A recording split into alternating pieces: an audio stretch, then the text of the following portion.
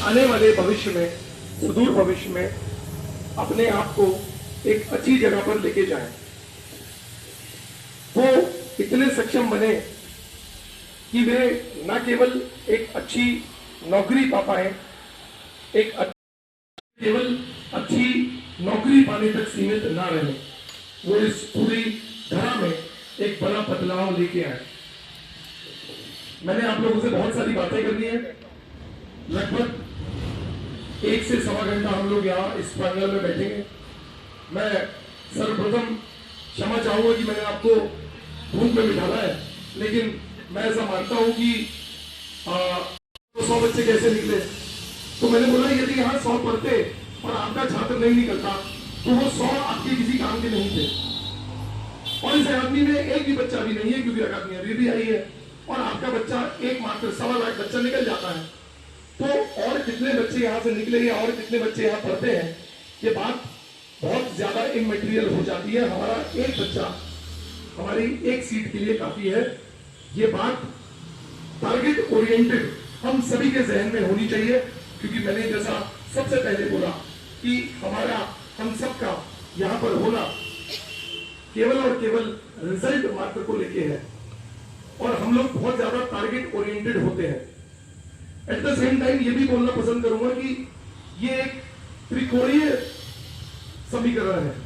इसमें बच्चा सबसे आगे है और पीछे के जो 2 बिंदु है या कोण है, एक हमारे अध्यापक गण और एक अभिभावक गण यानी कि माता पिता, ये दोनों ही इस आगे वाले बिंदु को धक्का देते हैं, और बच्चे की खुद की भी अपनी स्पीड होती है।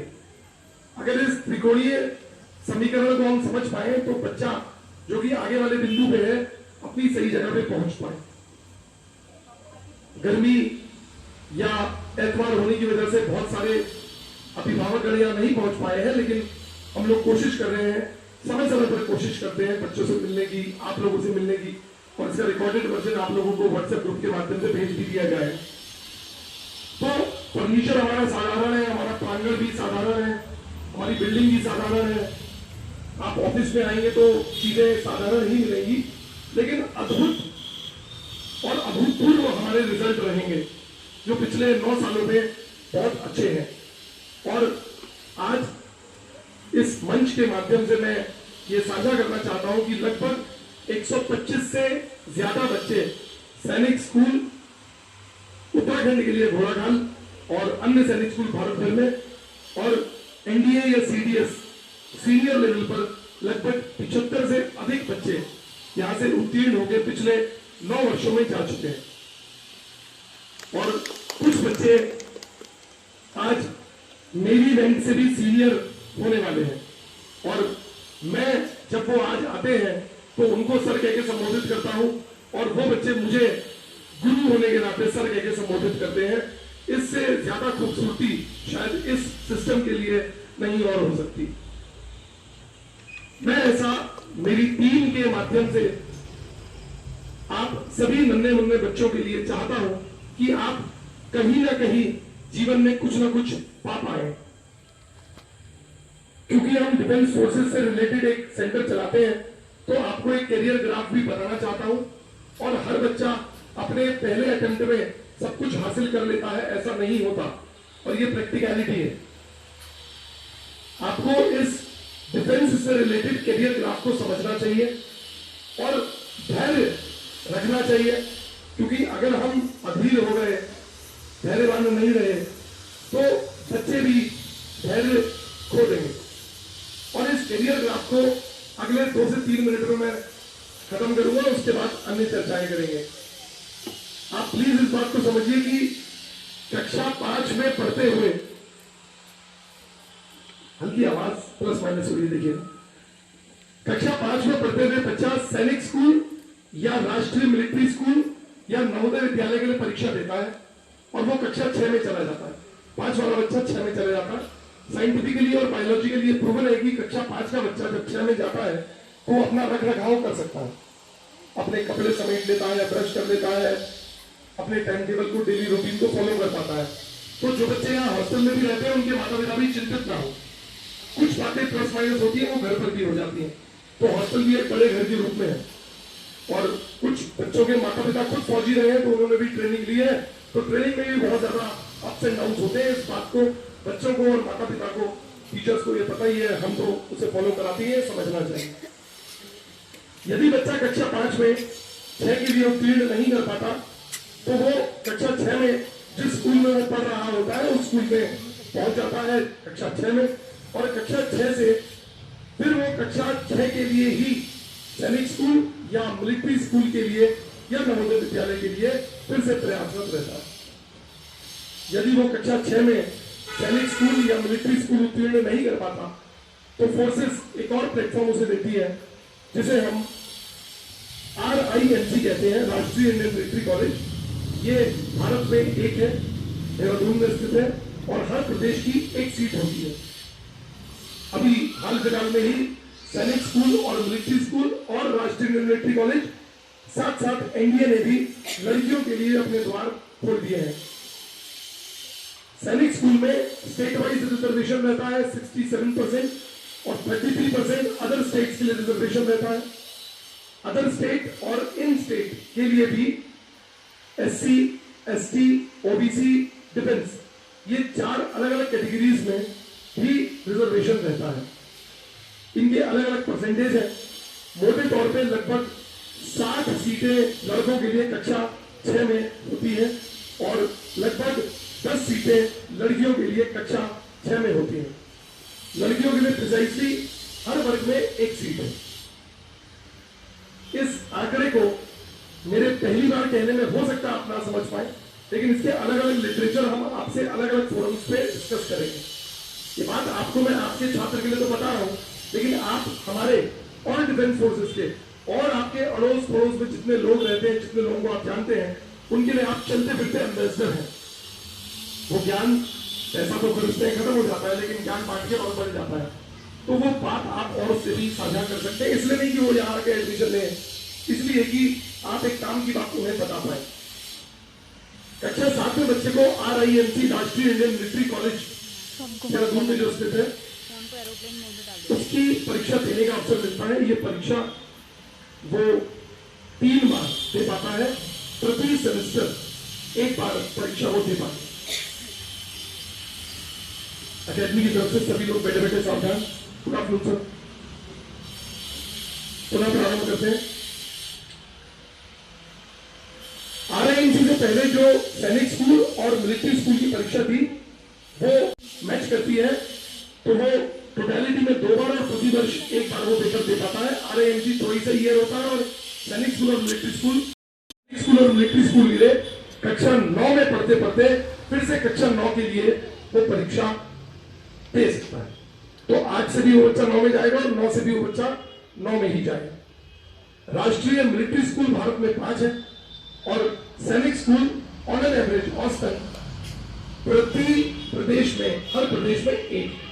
कुछ बड़े प्रदेश जिनकी जनसंख्या ज्यादा है या जिनका क्षेत्रफल ज्यादा है, जैसे यूपी, वहां पर 3 भी है, अमेठी, मैनपुरी, झांसी।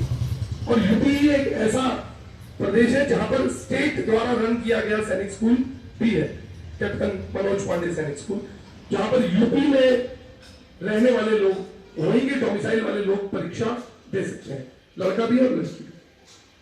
तो क्लास वाइज उसकी एलिजिबिलिटी होनी चाहिए और एज वाइज भी उसकी एलिजिबिलिटी होनी चाहिए। कई माता पिताओं को ये बात नहीं पता होती, तो एज कभी कभी मिसमैच हो जाती है और फिर एज को वो मैच कराने की भविष्य में कोशिश करते हैं।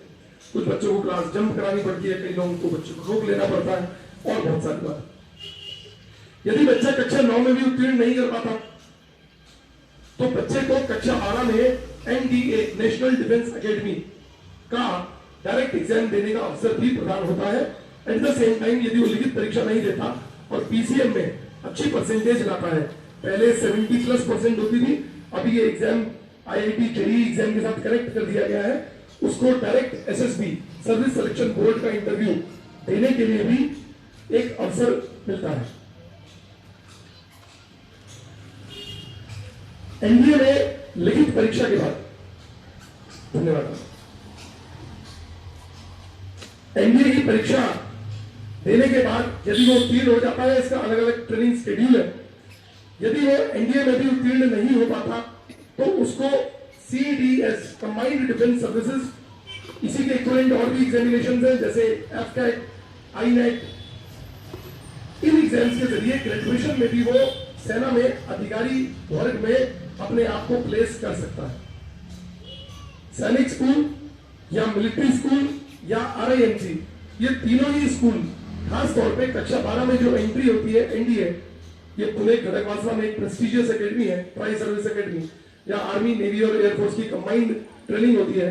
ये स्कूल इस NDA के लिए फीडर के रूप में काम करते हैं, यानी कि बच्चा सैनिक स्कूल से या मिलिट्री स्कूल से या RIMC से फिर से NDA में ही जाता है। NDA में जाना वहां के लिए कंपलसरी तो नहीं होता, लेकिन एक बॉन्ड रहता है कि आपको NDA की परीक्षा दिलानी होगी। लेकिन ऐसे बहुत सारे एग्जांपल्स हैं, जैसे सैनिक स्कूल घोड़ाकाल के छात्र रहे बच्चे ने आगे IAS की परीक्षा उत्तीर्ण की, IPS की परीक्षा उत्तीर्ण की, तो वो सिविल सर्विसेज में भी जा सकते हैं। रुद्रपुर के DM रहे दीपेंद्र चौधरी IAS, वो सैनिक स्कूल घोड़ाखाल के ही छात्र रहे। तो आप प्लीज जो पेडागॉजी है, जो हमारी शिक्षा प्रणाली है, उस पर थोड़ा फोकस करना चाहिए। वो क्या है मैं इस पेज पे लिख के लाया हूं, जितनी चीजें याद है वो मैं आपको मौखिक तौर पर बोलता हूं। याद ऑलमोस्ट सभी चीजें, क्योंकि हमारे रग रग में एकेडमी बसी है और हर कोने में हम अपने आप को पाते हैं। और चीज सुधर जाए, क्योंकि ऑपरेशन थिएटर के अंदर क्या हुआ किसी को नहीं पता। लेकिन यदि एक अध्यापक गण भविष्य को बनाने में गलती करता है तो वो समाज में, राष्ट्र में और पूरी धरा में झलकती है। तो ये पॉइंट मैंने लिखा हुआ है कि हमें केवल करियर ओरिएंटेड नहीं होना है, हमें केवल जॉब ओरिएंटेड नहीं होना है, हमें केवल एग्जाम ओरिएंटेड नहीं होना है। हम यहाँ पे बच्चों को maths, English, reasoning, science, SST या GK के अलावा कैसे अच्छा इंसान बनना है ये भी बताने की पूरी चेष्टा करते हैं। यदि आज हमारा बच्चा IAS ऑफिसर बन गया और वो कहीं घूस लेता पाया गया, हमारा बच्चा अच्छा इंजीनियर बन गया और वो रेता और सीमेंट का सही रेशियो नहीं मिला रहा, हमारा बच्चा यदि डॉक्टर बन गया और वो किडनी का व्यापार करने लग गया, तो शायद वो अच्छा डॉक्टर, इंजीनियर और IAS ऑफिसर तो बन गया, लेकिन अच्छा इंसान नहीं बन पाया। तो अच्छा इंसान बनना भी ये मौलिक रूपरेखा घर से शुरू होती है, फिर स्कूल में जाती है, हमारी जैसी एकेडमी या कोचिंग सेंटर भी उसे बताती है। तो वो जो हमारा कर्तव्य है, जो हमारा दायित्व है, जो हमारा धर्म है, वो हम निभाते चले आते हैं। आप लोगों में से भी कुछ लोग क्या पता टीचर भी हो, तो teacher never does wrong to any student, इस बात को हमें समझना चाहिए। कभी कभी बच्चे की कान मरोड़ी भी होती है, उसे मुर्गा भी बनाया जाता है, लेकिन आपको यह फिर से समझना चाहिए कि वो बच्चे से किसी भी प्रकार का ग्रज नहीं निकाला जाता। वो बच्चे को रियलाइज कराने के लिए एक ड्रिल होती है कि बच्चा उस बात को समझे कि बच्चे ने उस पॉइंट पर वो चीज किसी वजह से गलत की, और उसे काले और गोरे का भेद पता चले, उसे सही और गलत की भिन्नताएं पता चले। और ये बात हम अलग अलग स्तर पर बच्चों को बताने की चेष्टा करते हैं।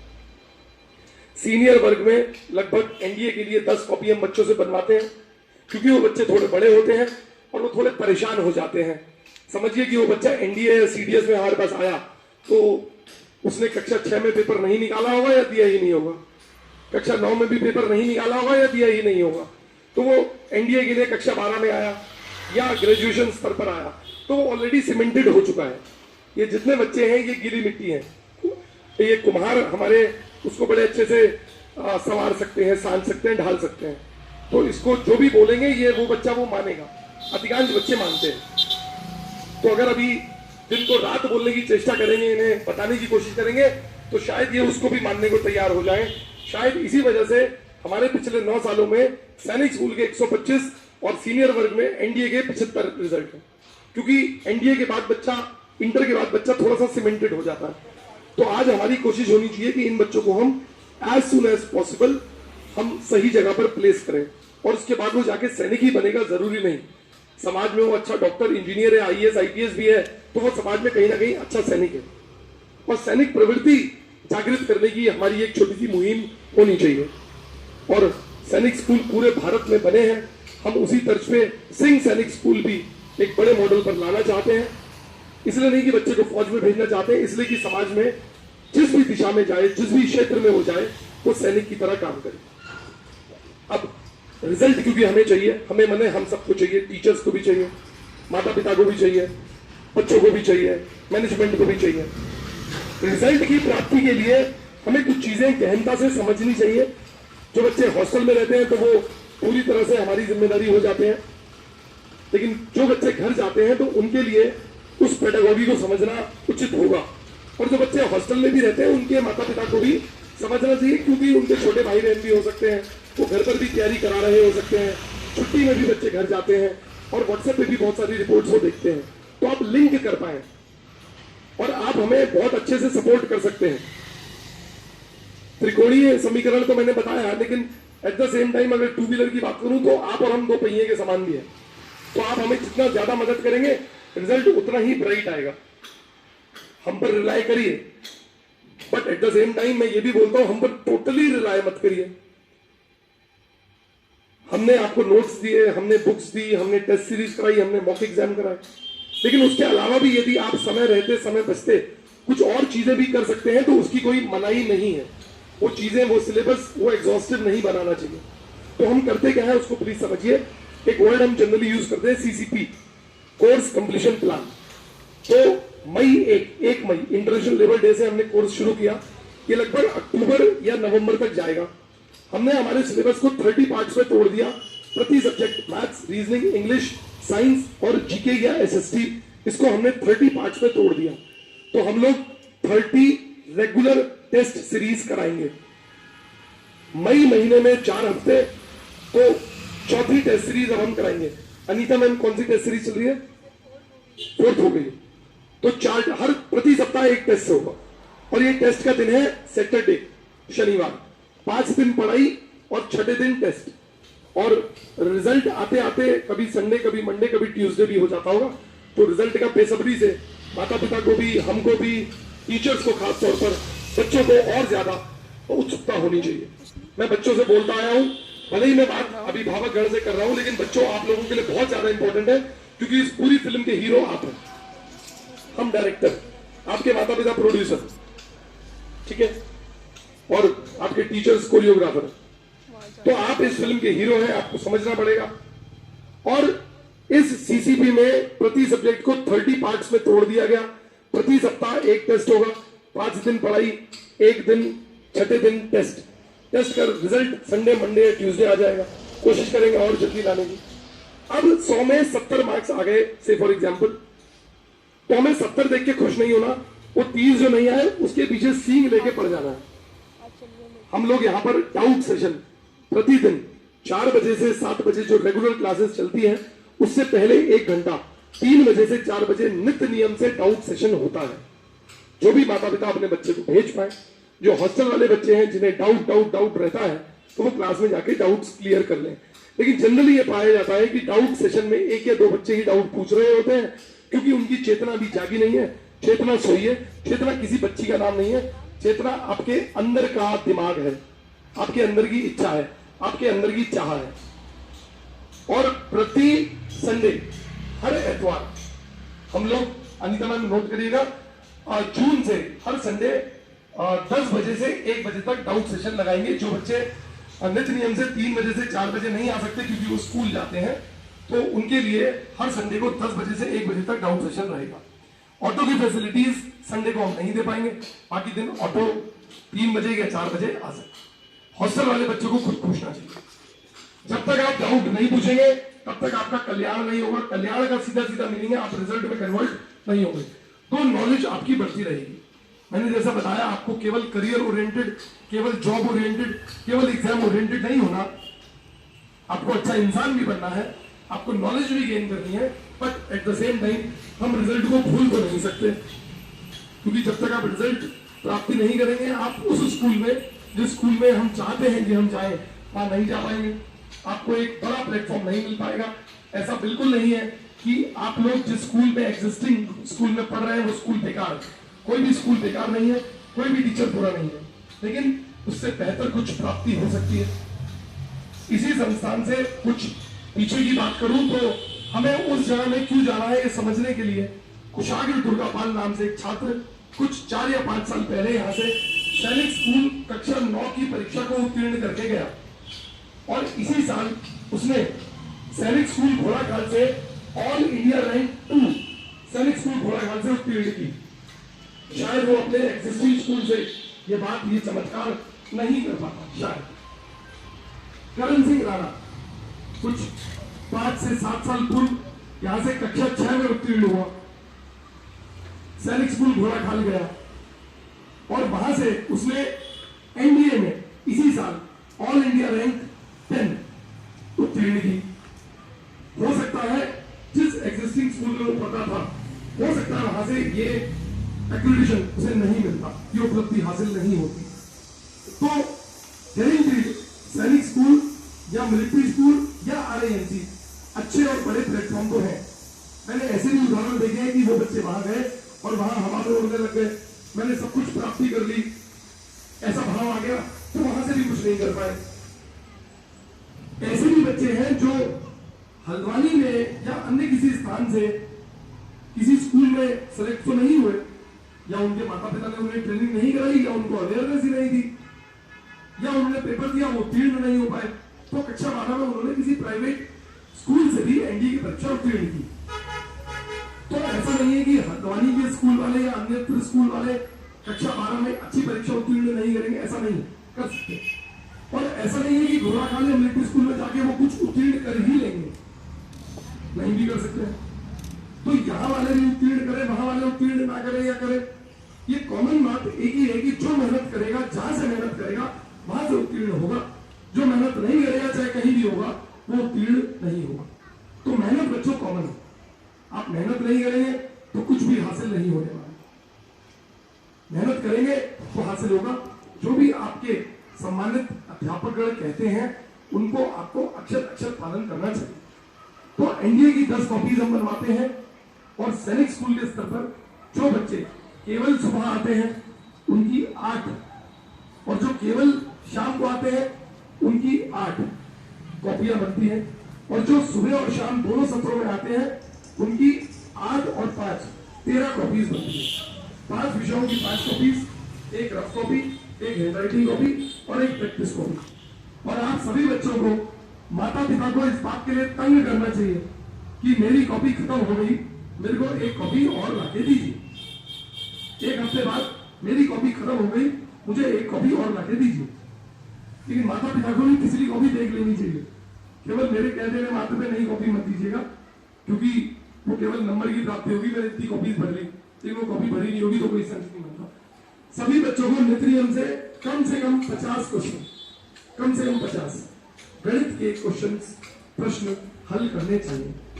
अब जब आप हल नहीं करेंगे तो डाउट क्रिएट नहीं होंगे, जब डाउट क्रिएट नहीं होंगे तो आप डाउट पूछेंगे नहीं, जब डाउट पूछेंगे नहीं तो आप उत्तीर्ण नहीं होंगे, रिजल्ट में कन्वर्ट नहीं होंगे। ये पूरा एक चेन रिएक्शन है। आपको अपना एक टाइम टेबल बनाना चाहिए, जो सुबह 5 बजे से रात के 11 बजे केवल 6 घंटे की नींद लेके आपको फॉलो करना चाहिए। इस टाइम टेबल को आप 60 से 70 से 80% फॉलो करेंगे तो आपका काम हो जाए। आप लोग अपने एक टाइम टेबल बना लीजिए, जो स्कूल जाते हैं स्कूल के बाद कोचिंग, तो स्कूल नहीं जाते तो सुबह भी कोचिंग, शाम भी कोचिंग, बीच में कुछ एक्टिविटी से याद आता है कि आपको हर एक्टिविटी में और आपको असेंबली में बहुत अच्छे से पार्टिसिपेट करना चाहिए।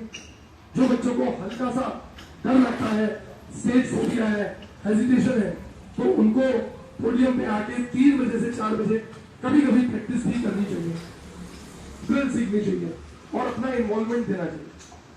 केवल न्यूज को पढ़ के बोलना चाहिए, थॉट और स्पीच को बिना पढ़े बोलना चाहिए, और कमांडर भी बनना चाहिए ताकि आपका कॉन्फिडेंस लेवल बहुत ज्यादा हो जाए। मेरे बोलने के पश्चात आप लोगों के कुछ डाउट्स रहेंगे या कुछ क्वेरीज रहेंगी, कोई चीज शेयर करना चाहेंगे, कोई सुधार चाहते हैं, कोई भी बात करना चाहते हैं तो आप हमसे कह सकते हैं। पेरेंट्स, टीचर्स, कैडेट्स मीट, यहाँ पे सी कैडेट्स तो है पर see at the same time collective भी है। किसी ने मुझसे पूछा कि आप ये कलेक्टिव मीटिंग मत किया करिए, क्यों करते हैं?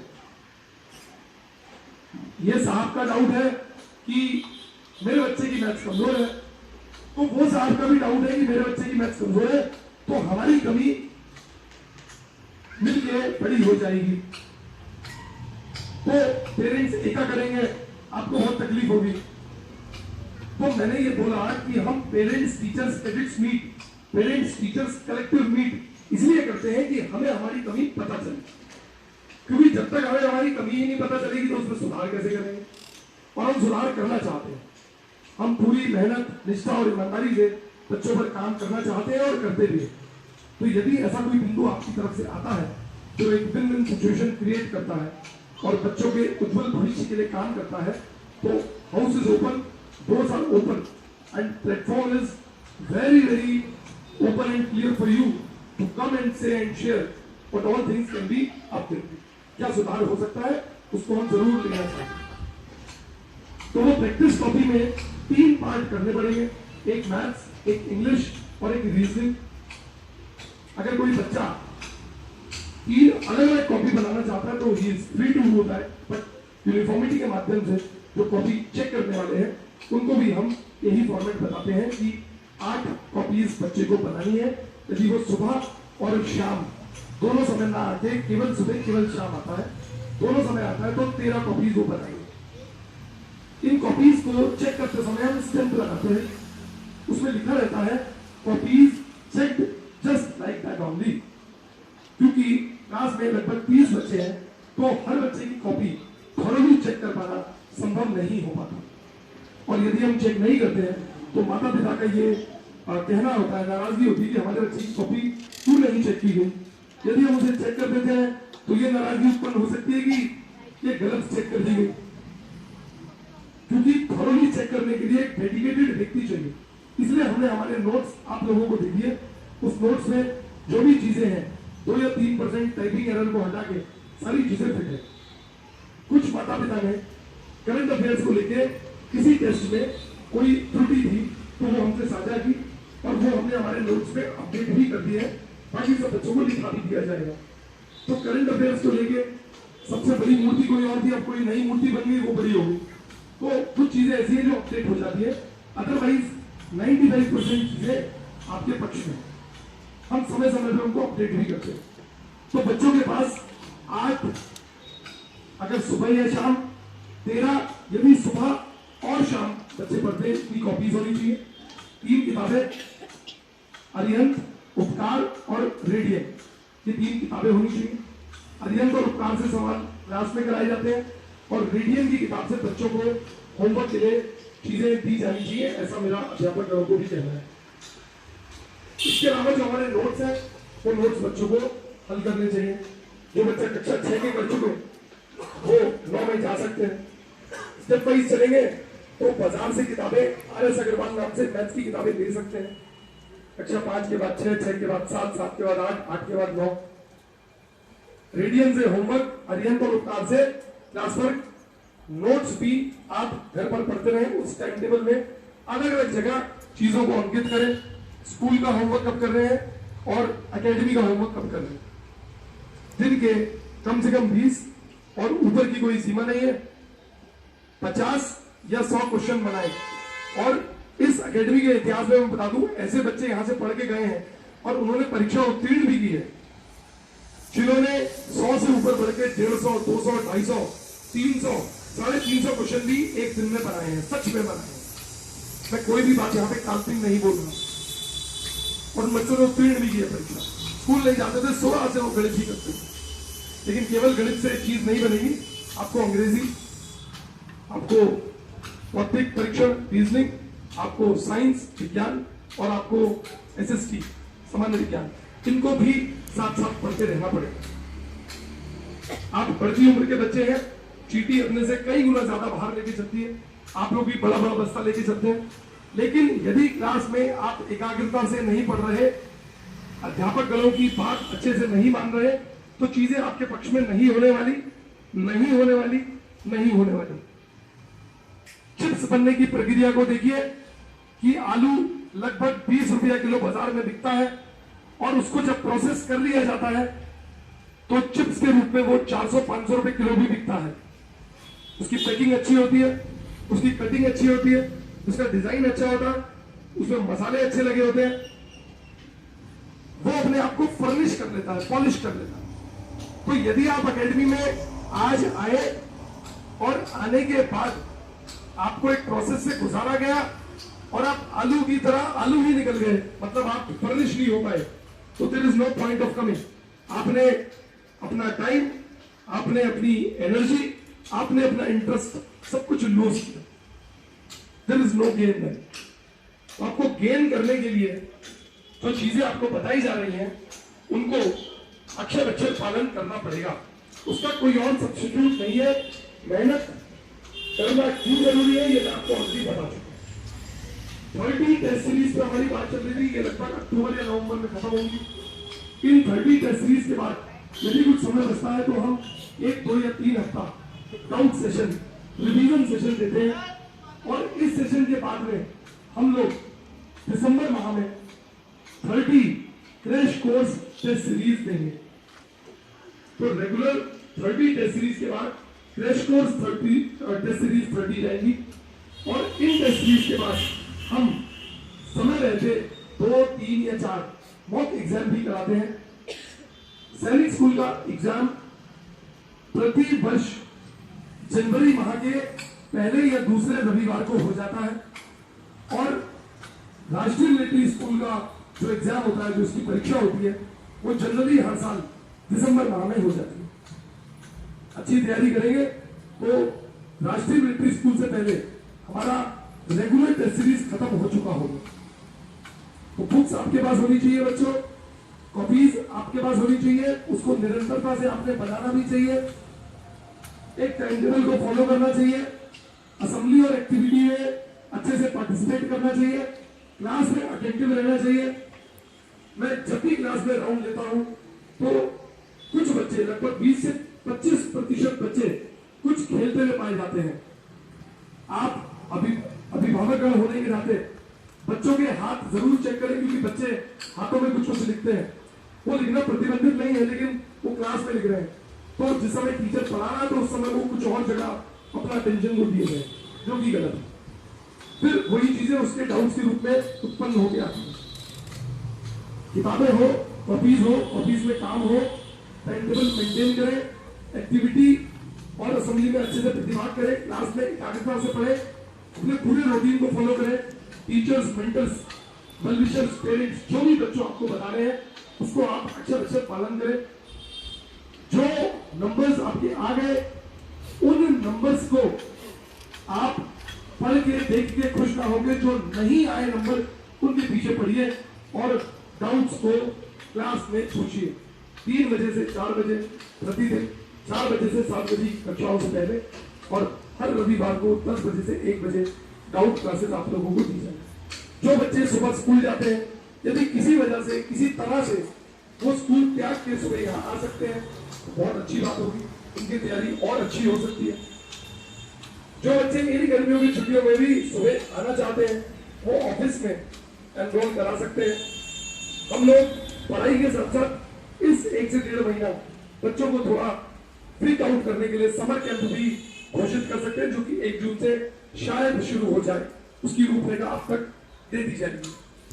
हम बच्चों की परीक्षाओं के लिए, उनके उज्जवल भविष्य के लिए और खास तौर पर रिजल्ट्स के लिए जाने जाते हैं और उसके लिए प्रतिज्ञा पत्र भी है। आप लोग फॉर्मूले, टेबल्स, नॉन ग्रामर वाला सेक्शन, लर्निंग वाला सेक्शन बहुत अच्छे से पढ़ें, क्योंकि लर्निंग पे मैंने बात की है तो आप अपने इन 5 विषयों को 2 पार्ट में तोड़ सकते हैं बच्चों। कुछ बच्चे अभी भी मेरी तरफ नहीं देख रहे, आपके काम की बात है बच्चों। एक अंडरस्टैंडिंग पार्ट है, समझने वाला, कंसेप्चुअल, और एक है लर्निंग वाला। जो अंडरस्टैंडिंग वाला पार्ट है, समझने वाला, कंसेप्चुअल है, वो है मैथ्स, वो है रीजनिंग और वो है इंग्लिश ग्रामर। और दूसरी तरफ यदि आते हैं तो यह है लर्निंग पार्ट, यह है जीके या एसएसटी, साइंस का कुछ हिस्सा कंसेप्चुअल हो सकता है, जीएस का भी कुछ हिस्सा कंसेप्चुअल हो सकता है, देन इंग्लिश का non grammar section. GS, science और इंग्लिश का नॉन ग्रामर सेक्शन ये एग्जॉस्टिव नहीं है, यानी कि आप यदि किसी बात को लेके 25 पॉइंट याद कर रहे हैं तो हो सकता है 26वां पॉइंट आ जाए, उस कोर्स को आप खत्म नहीं कर पाते। आप वोकेबुलरी एक सीमा तक ही याद कर पाएंगे, लेकिन जो कंसेप्चुअल पार्ट है, जो अंडरस्टैंडिंग पार्ट है, उसको आप खत्म कर सकते हैं और वो ज्यादा वेटेज का भी होता है। उस कंसेप्ट को यदि आप समझ गए बच्चों, तो कैसा भी क्वेश्चन आ जाए, कैसा भी घुमा के एग्जामिनर पूछ ले, आप उसे हर हाल में कर सकते हैं। तो उस अंडरस्टैंडिंग पार्ट को बहुत अच्छे से पढ़िए, कंसेप्ट्स को क्लियर करिए और टीचर का ध्यान अट्रैक्ट करने की कोशिश करिए। जिस दिन आप एब्सेंट हो, पहले तो हो ना, एब्सेंटिज्म इज टर्माइट। जिस दिन आप एब्सेंट हो किसी जेन्युइन कारण से, तो आप लोग जिस सीट पर बैठते हैं उस पर आपकी अनुपस्थिति हो, तो टीचर को वो मिसिंग महसूस हो, तब आप अपना क्लास में वर्चस्व बना पाए। लेकिन जो बच्चा बहुत शैतानी करता है, वो भी जब क्लास में नहीं होता तब भी मिसिंग होती है। लेकिन आप पॉजिटिव डायरेक्शन में अपनी मिसिंग दिखाइए और चीजों को अपने पक्ष में आप कर सकते हैं। कोई भी आइंस्टीन की फिजिक्स आपको नहीं बता रहा, छोटे बच्चे हैं आप, और आप ही की उम्र के सारे बच्चे यहां से पढ़ के गए हैं और उन्होंने एग्जाम क्वालिफाई किया है, परीक्षा उत्तीर्ण किया है, आप भी कर सकते हैं। कोई भी बच्चा जुपिटर ग्रह से यहाँ पर नहीं आया, सब धरती के ही प्राणी थे, आसपास के हैं आपके, कोई तो रिलेटिव ही होंगे, कोई आपके नेबर्स होंगे, कोई आपके नोन होंगे, और आप लोग भी कर सकते हैं। लेकिन यदि बंदरबाजी में लगेंगे, चीजों को सिंसियरली नहीं लेंगे बच्चों, तो चीजें आपके पक्ष में नहीं होगी। तो सपना आप यहाँ लेके आए, उस सपने को शायद आप उत्तीर्ण नहीं कर पाएंगे। इन सारी चीजों को करने के साथ साथ या इनको करने के बाद time table, Arian Upkar, Radian की book, notes, regular test series, flash course test series, mock exam, इन सबको करने के बाद, नोट्स पढ़ने के बाद भी यदि आपके पास ऊर्जा और समय बचता है और आप एक किताब बाजार से ले आते हैं, कुछ ऑनलाइन पढ़ लेते हैं, कुछ आपको आपका बड़ा भाई बड़ी बहन पढ़ा लेते हैं, पापा मम्मी पढ़ा लेते हैं, तो उससे परहेज मत करिए। ज्ञान जितना ले उतना कम है। तो थोड़ा सा एक्टिव बनिए, थोड़ा फास्ट बनिए, मैथ्स को ज्यादा से ज्यादा करिए। यही सारे सक्सेस मंत्र है। डाउट्स को इकट्ठा मत होने दीजिए, क्योंकि कई सारे पेपर्स बेटा करेक्टेड है। परसेंटेज का यूज प्रॉफिट एंड लॉस में होता है, परसेंटेज का यूज सिंपल इंटरेस्ट में भी होता है। तो बहुत सारी चीजें, कैलकुलेशन और सिंप्लीफिकेशन तो हर चैप्टर का पार्ट है। तो आपको बहुत अच्छे से चीजों को करना चाहिए, ईमानदार होना चाहिए, मेहनती होना चाहिए और धैर्यवान होना चाहिए। टीचर आ गए तो आप पढ़ने लगे, टीचर चले गए आप फैल के बैठ गए। कई बार मैं जब राउंड लेता हूँ तो बच्चे ऐसे करके पीछे देख रहे होते हैं कि सर मुझे तो नहीं देख रहे। तो सर अपना काम कर रहे हैं, टीचर अपना काम कर रहे हैं, आप अपना काम करिए। कई बच्चे दिखाने के लिए पढ़ते हैं, लेकिन वो हवा का गुब्बारा, जब रिजल्ट आएगा वो हवा उस गुब्बारे की निकल जाएगी। तो आप अपने अंदर वो पोटेंशियल क्रिएट करिए, मेहनत करिए। मेहनत का कोई भी सब्स्टिट्यूट नहीं है। मैं पर्चे में देख लेता हूँ, आपकी इजाजत से कुछ बिंदु यदि जो मैंने बोलना था और रह गया हो आपसे साझा कर लूंगा। उसके बाद आपने यदि कोई बात कहनी हो, किसी टीचर ने कोई बात कहनी हो, अन्य जनों ने कोई बात कहनी हो, और आपने यदि टीचर से पैरेलली 1 to 1 भी कुछ पूछना हो अपने बच्चे के बारे में, तो उस गोष्ठी के बारे में बात आप पूछ सकते हैं।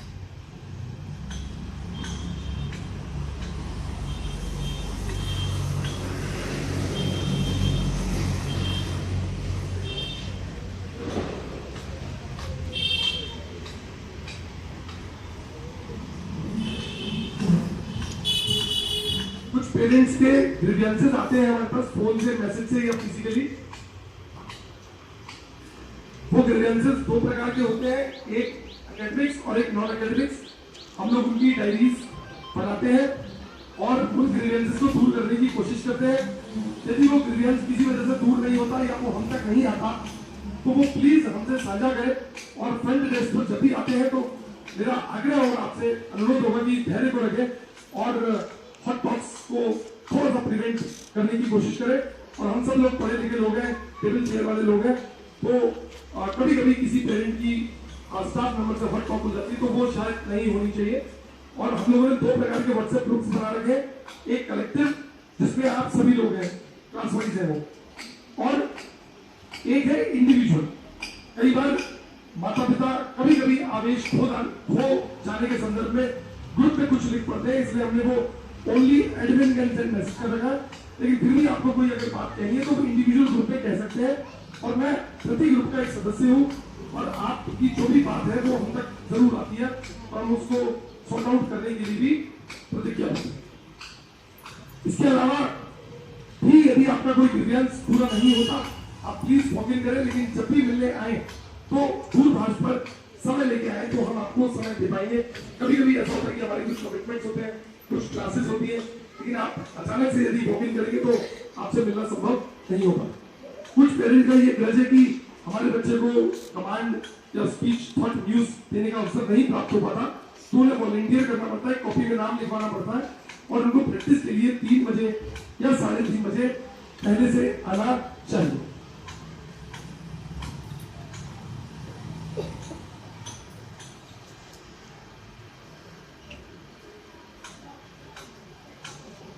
मेरी तरफ से 2 अंतिम बातें हैं। हमने इस एकेडमी को 10 साल दिए। 30 जून को इस एकेडमी को लगभग 10 साल पूरे हो जाएंगे, और 11वें साल से हम लोग एक कंसेप्ट शुरू कर रहे हैं, इसे बोलते हैं एजुकेशन फॉर नो कॉस्ट। मैंने एजुकेशन फॉर फ्री नहीं बोलूंगा, एजुकेशन फॉर नो कॉस्ट, मतलब पढ़ाई आपको बिना खर्चे के मिले, ये एक सोच है।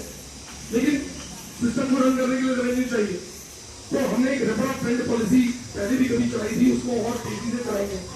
तो आप लोग रेफर ऑफ फ्रेंड पॉलिसी के तहत यदि 10 या 15 या 20 डिपेंडिंग ऑन कितना इसमें परसेंटेज है, उन बच्चों को यहाँ पे रेफर यदि करेंगे, मान लीजिए रेफर ऑफ फ्रेंड पॉलिसी के तहत 10% स्कीम है, आप 10 बच्चों को यहाँ रेफर करते हैं, तो उन 10 बच्चों को 10% फी आपको रिफंड होके आपके बच्चे की एजुकेशन और नो कॉस्ट हो जाएगी। इससे सिस्टम को रेवेन्यू भी मिलेगा, सिस्टम भी चलेगा, और आपके बच्चे की एजुकेशन भी नो कॉस्ट पर आ गई। तो ये एक स्कीम हमने चलाई है। कुछ एक फोल्डर हम आपको दे रहे हैं, इस फोल्डर में 30 पार्ट्स में जो 5 सब्जेक्ट्स तोड़े हैं उनकी डिटेल है, कौन कौन सी बुक्स, कौन कौन सी कॉपीज बच्चे को रखनी है, क्या उसका टाइम टेबल हो सकता है, वो आपको हार्ड कॉपी में दिया गया है। क्योंकि कुछ पेरेंट्स लेट आए और हम लोग ये बात रोज करते हैं, तो हमें पता है, और कई अभिभावकों को ये बातें नहीं पता, या पहली बार में हो सकता है समझ में ना आए, तो ये रख लीजिएगा। इसमें एक छोटी चिट भी है कलर्ड, ये रेफर ऑफ फ्रेंड पॉलिसी की है। अधिक डिटेल आपको चिट में मिल जाएगी। व्हाट्सएप ग्रुप के माध्यम से भी मैसेजेस डिटेल आपको मिलेंगे। फॉर्म फिलिंग, ये मेरा आखिरी बिंदु है। फॉर्म फिलिंग से रिलेटेड कई पेरेंट्स अक्टूबर, नवंबर, दिसंबर में बहुत ज्यादा परेशान हो जाते हैं। आप लोगों को एक कागज में या व्हाट्सएप ग्रुप के माध्यम से एक लिस्ट दी जाएगी। उस लिस्ट में आधार कार्ड, डोमिसाइल या कोई कैटेगरी सर्टिफिकेट जो भी आप लोगों ने बनाना है वो समय रहते बना ले, क्योंकि कई डॉक्यूमेंट्स को बनाने के लिए आप लोगों को tehsil, SDM court, city magistrate office, कई बार स्कूल्स, कई चक्कर लगाने पड़ते हैं, और डॉक्यूमेंट्स आज बहुत ज्यादा मैंडेटरी है। पीछे इसी बैच में एक बच्चा धनजोत सिंह सैनिक स्कूल घोड़ाखाल का छात्र बना, उनके माता पिता को इनकम सर्टिफिकेट और कई सारे कैटेगरी सर्टिफिकेट बनाने के लिए बहुत ज्यादा पापड़ बेलने पड़े। उनकी माताजी टीचर थी, तो लगभग 1 माह छुट्टी लेनी पड़ी। उनके पिताजी का व्यवसाय था, तो लगभग 2 से 3 माह व्यवसाय से अलग हटना पड़ा। तो उन डॉक्यूमेंट्स को हम वो सूची आपको देंगे, वो समय रहते प्लीज बनवा लीजिएगा। मैंने अपनी बातें खत्म की, काफी सारी बातें आपने कहनी होगी। यदि किसी अध्यापक ने या मंच पर उपस्थित सम्मानित जनों ने यदि कोई बात कहनी हो, हाउस इज ओपन। मैं बच्चों से बोलूंगा कि आप लोगों को कोशिश और मेहनत करनी चाहिए। कोशिश एक ऐसी कविता है जो मैं लगभग हर बच्चे को देना चाहता हूं उपहार स्वरूप। कहा जाता है कविता बहुत लंबी है, लेकिन आप कुछ मेहनत नहीं करेंगे, कुछ अधिक नहीं करेंगे, तो कुछ बेहतर, अधिक और हटके प्राप्त नहीं होगा। कहा जाता है इस कविता में, कुछ किए बिना ही किसी की जय जयकार नहीं होती, कोशिश करने वालों की कभी हार नहीं होती। गोता सिंधु में गोताखोर लगाता है, जा कर खाली हाथ वो लौट कर आता है। मिलते न सहजी मोती गहरे पानी में, बढ़ता दूना विश्वास इसी हैरानी में। मुट्ठी उसकी खाली हर बार नहीं होती, कोशिश करने वालों की कभी हार नहीं होती।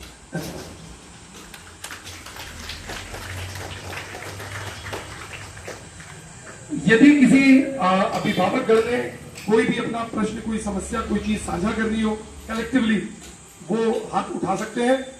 और मेरे कह देने के पश्चात मैं mic doctor Murli Manohar sir को फॉरवर्ड करूंगा। वो भी आपके बच्चों की पढ़ाई से डायरेक्टली रिलेटेड है और वो आपको कुछ बातें बताने की चेष्टा करेंगे। फिर आप लोगों ने हमसे कलेक्टिवली कुछ कहना हो या अध्यापक लोगों से कुछ पूछना हो तो हमसे पूछ सकते हैं। आप लोगों को एक फीडबैक फॉर्म भी दिया जाएगा, लेकिन वो थोड़ा डिटेल्ड है। वो फीडबैक फॉर्म आप घर ले जाइएगा और जो लोग यहीं से घर जाके वापस ना आना चाहते हो, खासतौर पर हॉस्टल वाले बच्चों के अभिभावक, तो वो डिटेल्ड फॉर्म यहां भर के जमा कर जाए। जो हल्द्वानी के ही निवासी है वो फॉर्म घर ले जाए और कल बच्चे के हाथ उस फॉर्म को भिजवा सकते हैं। वो फीडबैक हमारे लिए बहुत ज्यादा जरूरी है। धन्यवाद।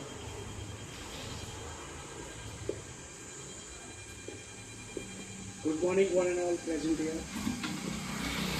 वैसे तो विस्तृत जानकारी सही ने दे दी है, लेकिन फिर भी मैं कुछ वार्तालाप आपके साथ करना चाहूँगा।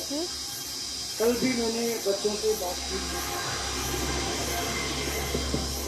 कल भी बच्चों से मैंने कुछ जानकारी साझा की थी, जिनमें कुछ बिंदु थे जो सामान्यतः एक जैसे ही रहते हैं। चूंकि सर ने बताया कि we are here to create the good citizens, तो मैं यही कहना चाहूँगा कि एजुकेशन जो है वो एक रिफाइनिंग प्रोसेस है। खान में जब चांदी होती है तो वो पत्थर की तरह होती है, right? To obtain the purest form of the silver it has to go through the refining process, and education is that process, that refining process to make people a good human.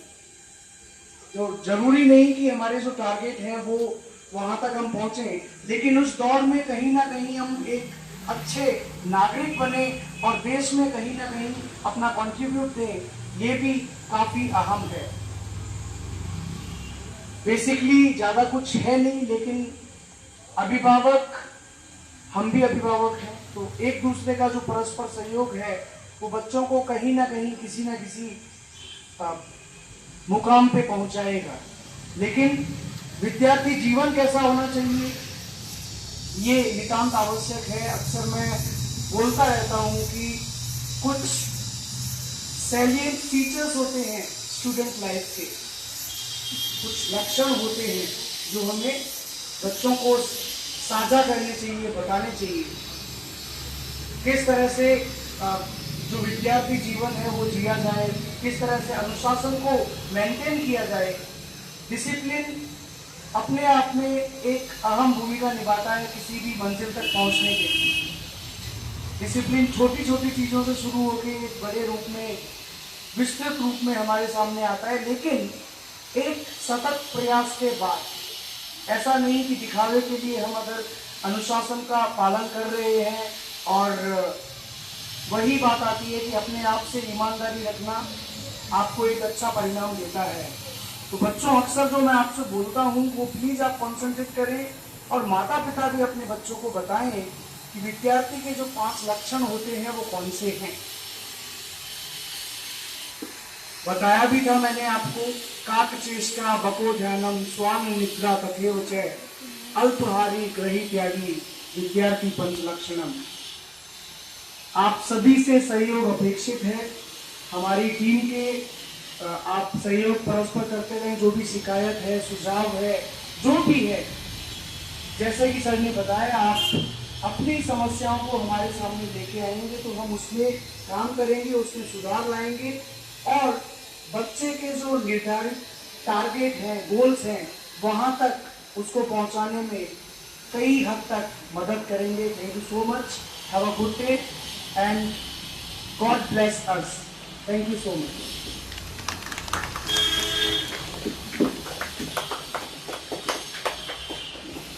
यदि किसी माता पिता का, किसी बच्चे का कोई भी साझा बिंदु है, कुछ आप कहना चाहते हो, कोई अपनी बात रखना चाहते हो, तो मैं माइक आप तक पहुंचवाने की चेष्टा करता हूं। अपने स्थान से ही हाथ उठा सकते हैं। And this PTCM can be interactive. Both way communication बहुत जरूरी है, होना भी चाहिए। एक वॉलंटियर मेरे पास आ जाएंगे जो माइक को कैरी करके ले जाना पड़ेगा उन्हें। किसी वॉलंटियर को चाहिए मुझे, आप स्पीकर ले आइए। कोई माता पिता, कोई बच्चा कुछ भी कहना चाहते हो,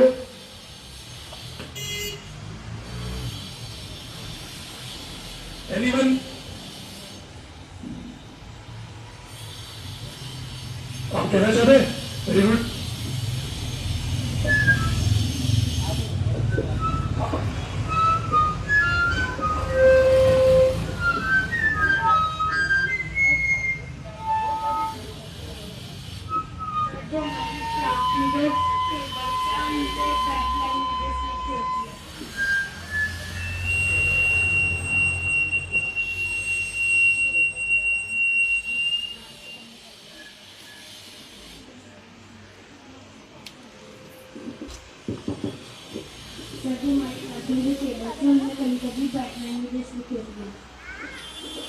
बच्चे का ये कहना है, जो कि सबसे कि आप भी जिन चेयर में बैठे होंगे, हो सकता है आपकी ठीक सामने वाली चेयर में कुछ ऑड वर्ड्स या कुछ लिखा होगा, लेकिन आप सभी लोगों को समझना चाहिए, बच्चों को भी बड़ों को भी। ये लिखने वाले भी बच्चे हैं, किसी भी टीचर ने नहीं लिखा, किसी भी मैनेजमेंट स्टाफ ने नहीं लिखा, किसी भी पेरेंट्स ने आके नहीं लिखा। ये किसने लिखा है? बच्चों ने। अभी इस बात को भी समझना पड़ेगा कि ये बच्चा सामने क्या लिखा है उसको किस रूप में लेता है। और ये बहुत अच्छा पॉइंट है, विजुअल पॉइंट है। यदि इस बात को हम छुपाना चाहते तो हो सकता है कि आपको बैठाने से पहले उस पर रंग रोगन कर देते, लेकिन बच्चे ऐसी और एक्टिविटी क्लास के अंदर इन जनरल करते हैं, ये हमें समझना चाहिए। और बाजार में बच्चों काजू बादाम भी अवेलेबल है और तम्बाकू भी अवेलेबल है। अब हमें खरीदना क्या है और खाना क्या है हमारी सोच बताती है। स्टिल ये ऑड वर्ड्स किसी बच्चे ने यदि लिखे तो उसका कुप्रभाव अन्य बच्चों में नहीं पड़ना चाहिए। हमारी कोशिश होगी इसे रहाई करा दें, लेकिन आप देखेंगे जब आप सैनिक स्कूल में निकल जाएंगे 9th में, फिर यहाँ कभी आएंगे घूमते घामते, तो देखेंगे इसमें फिर से कुछ लिखा होगा। स्टिल हम इसमें रहाई करा देंगे। पॉइंट इज गुड, वैलिड, ठीक है। Any other point?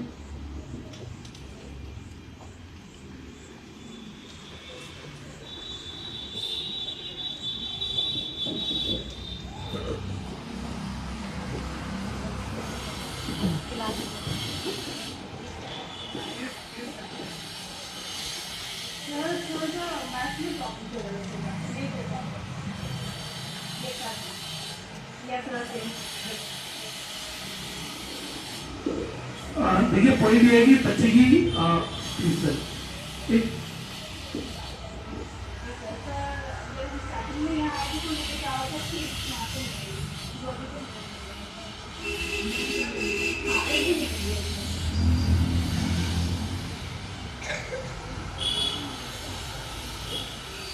दो पॉइंट है। एक तो मैथ्स में प्रॉब्लम है। मैथ्स एक्चुअली अपने आप में एक जटिल विषय है, जिसे नहीं आया और जिसे आ गया उसके लिए सबसे आसान विषय है। Maths is the driver subject. मैं मैथ्स में पर्सनली बहुत ज्यादा रुचि रखता हूँ।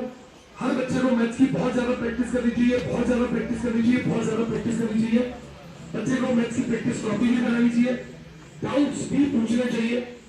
और यदि ये बच्चा सुबह स्कूल जाता है तो कोशिश कर सकते हैं कि वो यहाँ है, इन गर्मियों की छुट्टियों में भी आ सकता है।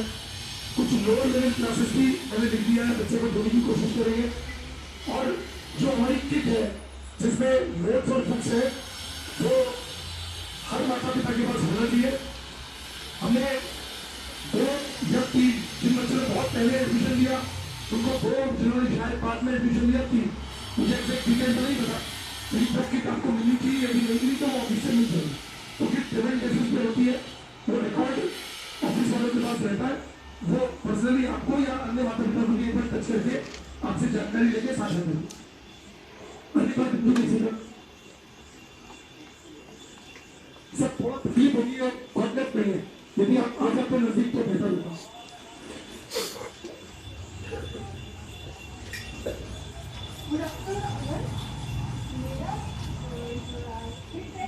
या जो भी आप समझे कि जैसे आप बोलते हैं कि बच्चे की प्रैक्टिस करनी चाहिए, बच्चा प्रैक्टिस करता है। बच्चे की कॉपी में मतलब मुझे पता है कि टीचर कितनी कॉपी से नहीं कर सकते, उनको देखा है जो भी वो करते हैं बहुत हम लोग खुद ही जब आते हैं अगले टाइम तो हम लोग बोलते हैं टीचर की तरफ से मुझे हेल्प मिलती है, वो बता भी देते हैं। लेकिन मैं नहीं चाहती कि बच्चे को पता है उसके बैग में जो कॉपी और प्रैक्टिस वाली उसको किस तरह की सिर्फ 2 मिनट टीचर क्लास में बोल आज आप प्लीज प्रैक्टिस कॉपी मुझे दिखाएंगे, तो ऐसा लगता है कि बच्चे को ये लगता है कि टीचर तो कॉपी देखते हैं हम करें तो जो उनकी कॉपी का वो टीचर चेक करते हैं, पर बच्चे को जब काम करने के लिए नहीं बोलते कि हम इसको कॉपी पर देखते हैं हम देखते हैं जैसे होता है कभी कभी सरप्राइज पर कॉपी भी दे देती है किसी एक बच्चे के नाम से कि मैं इतना करके हाँ किसी भी कर मेरा करना लगता है और फिर मुझे कॉपी आपका फीडबैक बहुत अच्छा है, आपका फीडबैक बहुत अच्छा है। ये कॉपीज हमारे स्टाफ मेंबर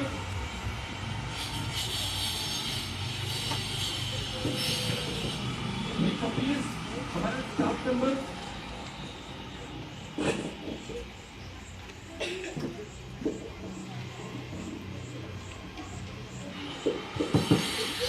ये कॉपीज हमारे स्टाफ मेंबर्स फ्रंट डेस्क पर स्टैंपिंग के लिए रखते हैं और जब भी बच्चे ऑटो से आते हैं या स्कूटी से आते हैं या वॉकिंग आते हैं तो उन बच्चों की कॉपीज को खोल के स्टैंप किया जाता है।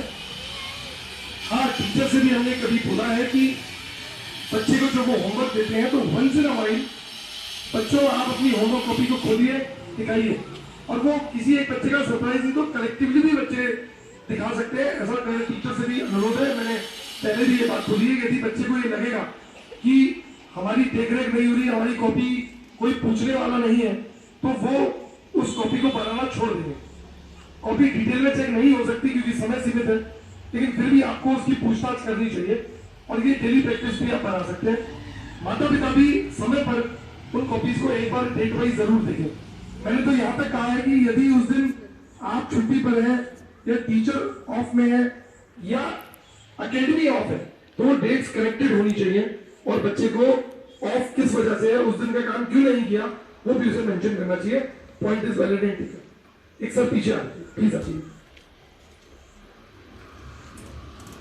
थोड़ी तकलीफ होगी आपको सॉरी। नमस्कार सभी लोगों को, सभी गुरुजनों को नमस्कार, सभी अभिभावकों को नमस्कार।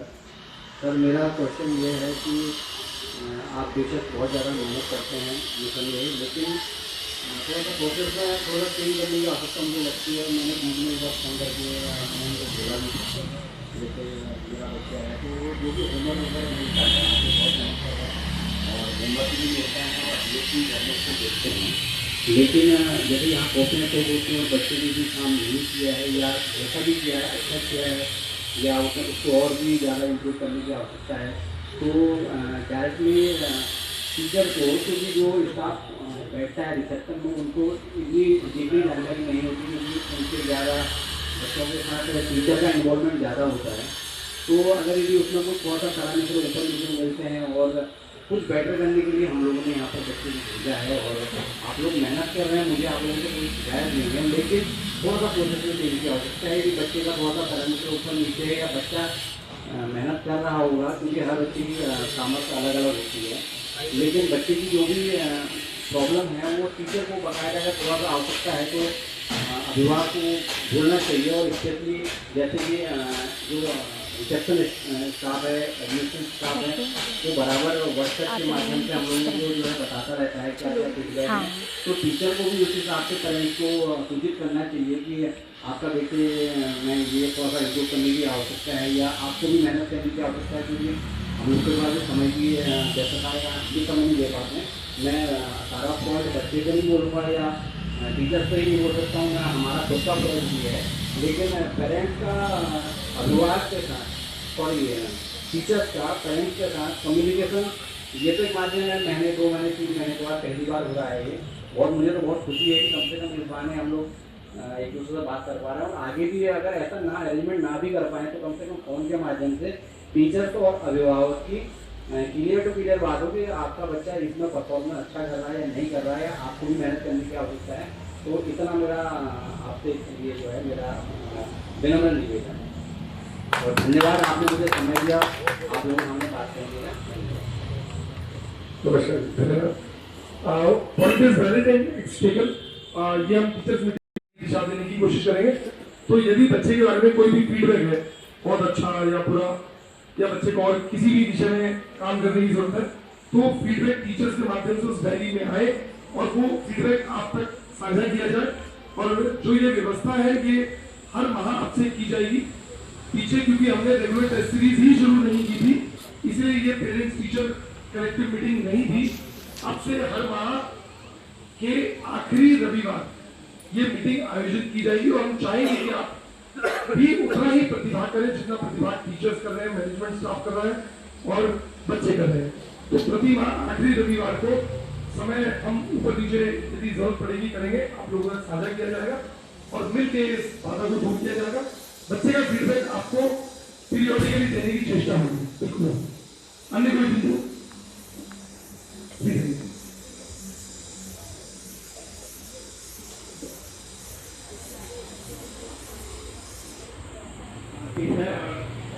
को मेरा नाम अभिभावकों को भी जानता है।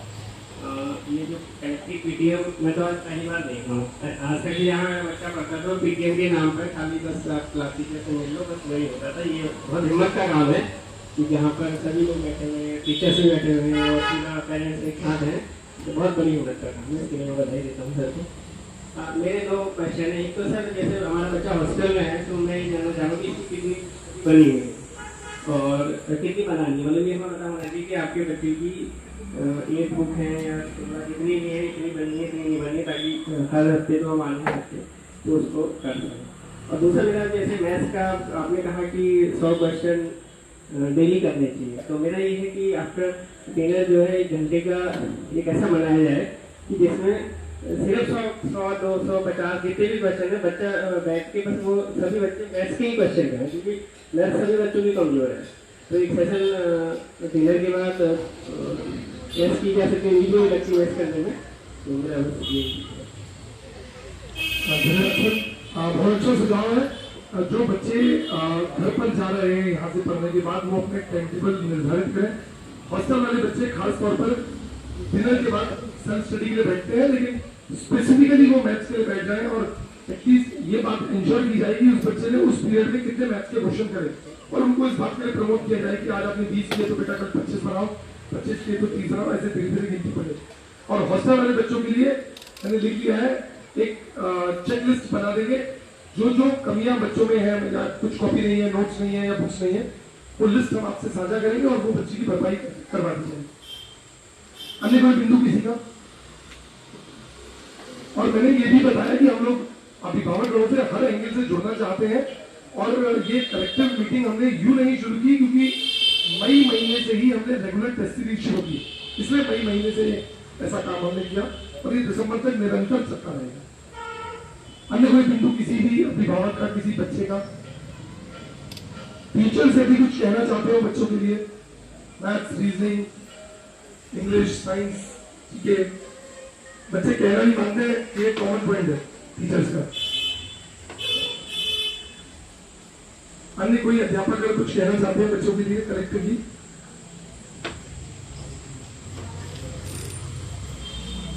कोई और बच्चा, कोई अभिभावक? यदि कोई नहीं कुछ कहना चाहते और धूप भी तेज है, आप लोगों को घर पर जाके भोजन की व्यवस्था भी देखनी रहेगी। इस शीट को यदि आप प्राप्त कर चुके हैं तो बहुत अच्छी बात, यदि आपको नहीं मिली है तो मेन ऑफिस से प्राप्त कर सकते हैं। इसमें फीडबैक फॉर्म कल बच्चे के आप भेज सकते हैं और जो भी बातें यदि आपने कहनी हो और इस समय आपके दिमाग में नहीं आई तो भविष्य में भी हमसे आप लिंक हो सकते हैं। मैथ्स की प्रैक्टिस बहुत ज्यादा जरूरी है, इसके लिए हम और कदम भी उठाएंगे। डाउट सेशन डेली बेसिस और संडेज को हमने लगवा दिया है, हॉस्टलर्स के लिए भी अलग से सेशन लगवा दिया जाएगा, बच्चे को घर पर भी बिठाने। यदि आप लोगों को अपने बच्चे से रिलेटेड इंडिविजुअली टीचर से मिलना हो और उसका फीडबैक जानना हो तो आप टीचर से इस माइक संचालन के बाद यदि मिलना चाहते हो तो आप मिल सकते हैं, लेकिन प्रोग्राम को वाइंड अप करने से पहले मैं चाहूंगा कि हम सभी लोग अपने स्थान पर खड़े होंगे मेरे कहने पर और हम राष्ट्रगान करेंगे और राष्ट्रगान के पश्चात आप अध्यापक ऐसा मिल सकते हैं। सभी व्यक्ति अपने अपने स्थान पर नियत स्थान पर खड़े हो जाए। राष्ट्र करने के लिए बेसिक तैयारी करें।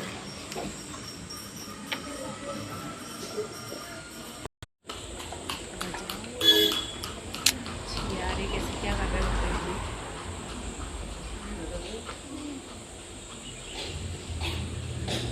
जन गण मन अधिनायक जय हे भारत भाग्य विधाता पंजाब सिंध गुजरात मराठा द्राविड़ उत्कल गंगा विंध्य हिमाचल यमुना गंगा उच्चल जलधि तरंगा तव शुभ नामे जागे तव शुभ आशीष मांगे गाहे तव जय गाथा जन गण मंगल दायक जय हे भारत भाग्य विधाता जय हे जय हे जय हे जय जय जय जय हे